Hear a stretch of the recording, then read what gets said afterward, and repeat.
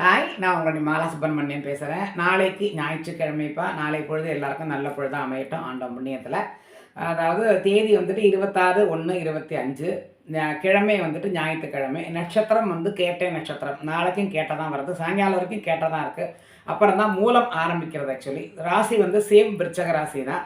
திதி வந்துட்டு துவாதசி, அதாவது நேற்று ஏகாதசி திதி இல்லையா? ஸோ இன்றைக்கி துவாதசி திதி வருது.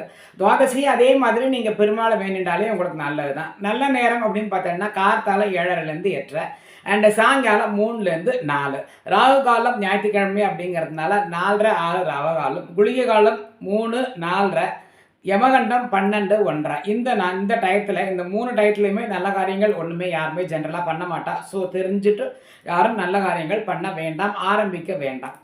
இது தொழில் தொடங்குறது, இந்த கல்யாணத்துக்கு பேசுறது, இந்த மாதிரி எத்தனையோ வீடு வாங்குறத பற்றி, நிலம் வாங்குறத பற்றி, ஸோ அதெல்லாம் அந்த பேச்செல்லாம் இந்த டயத்தில் ஆரம்பிக்க வேண்டாம். அதையும் பார்த்துக்கோங்க. ஓரைன்னு பார்த்தீங்கன்னாக்க சந்திர ஓரை 9 10, சுக்கிர ஓரை 7 8, குரு ஓரை 10 11, புதன் ஓரை 8 9. இதெல்லாம் கார்த்தால தான் வருது, ஏஎம்ல தான் வருது. சரியா?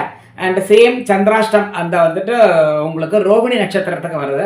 ஸோ ரோகிணி நட்சத்திரத்துக்கு இருக்கிறவா வந்துட்டு செத்த ரோகிணி நட்சத்திரம் அந்த நட்சத்திரக்காரா கொஞ்சம் கேர்ஃபுல்லாக எடுத்துக்கோங்க. அனாவசியமாக வாய் விட வேண்டாம், லூஸ் ஸ்டாக் ஒன்றும் பண்ண வேண்டாம்.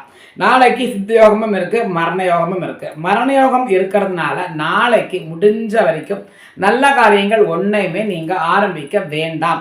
மரண யோகம்னா என்ன அப்படிங்கிறத நான் இன்னும் ஒரு வீடியோலேயே உங்களுக்கு சொல்கிறேன், எக்ஸ்பிளைன் பண்ணி.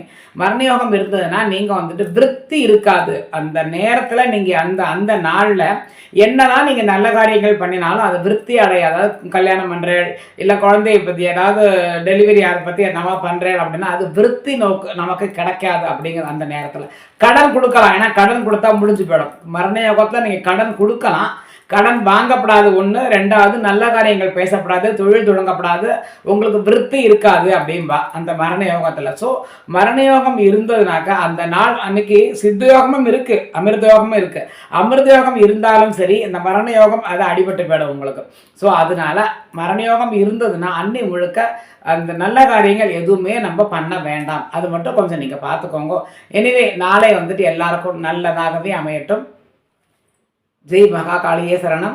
ஓம் ஸ்ரீ கேளக்கேர் சித்தர் நமோ நமக. வாராகியே சரணம். அரஹர சங்கர. ஜெய ஜெய சங்கர. ஓம் சரவண பவா.